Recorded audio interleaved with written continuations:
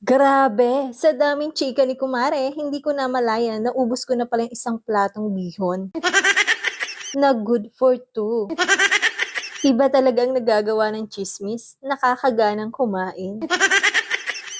Hello, hello mga kumare! Ngayong araw nga, ay, eto na nga. Niyaya nga ako ni kumaring kumain sa labas.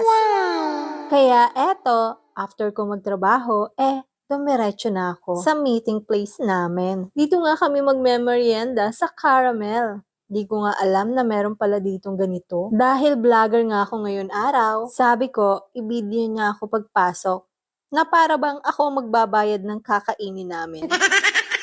Ang ganda dito, aesthetic ang style, nakaka-relax, at ang lamig. Yung para bang gusto ko na lang matulog dito. Charis!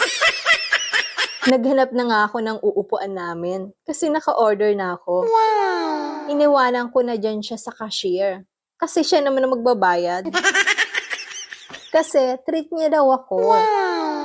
Nakikita niyo ba siya? Siya pala yung financer ko ngayon araw. So nice. Salamat kumare sa mga libre. Habang nagbabayad nga siya dyan sa cashier, ako eto, tamang pakyut lang dito sa Gedli.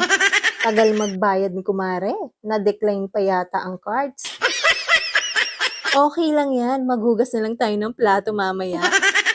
Ang importante, nabusog. Char-char lang. Dumating na nga yung order namin, lasagna with toasted bread, tapos siopaw. Ang palaman nito ay pusa. Char lang. Ang sarap nga. Nakalimutan ko lang kung anong palaman niyan sa loob.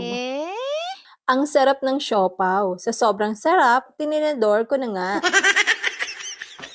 Wow. Pero joke, masarap talaga. Pati balat nga, nakakain ko na. Pati balat nga, nakain ko na. Pero masarap. Meron nga ako ditong mango shake. Tapos, hindi ko pa nga nauubos yung order ko. Meron na naman order na pagkain si kumare. Umorder pa nga ng bihon na good for two. Pero ako lang nakaubos.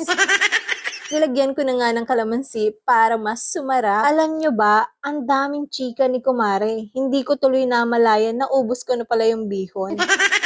Wow! Grabe, busog na busog ako dyan ng a little bit. Mga kumare, ang sarap ng pagkain dito, lalo na kung may kasama kang marites. Ang daming chika. Ang dami ko rin nakain na pagkain. Busog ang tummy ko dyan ha. Yung tipong hindi ka na makakapag-dinner. Ang masasabi ko lang, kami na nagsara ng store. Grabe, inabutan na kami ng gabi. Hindi namin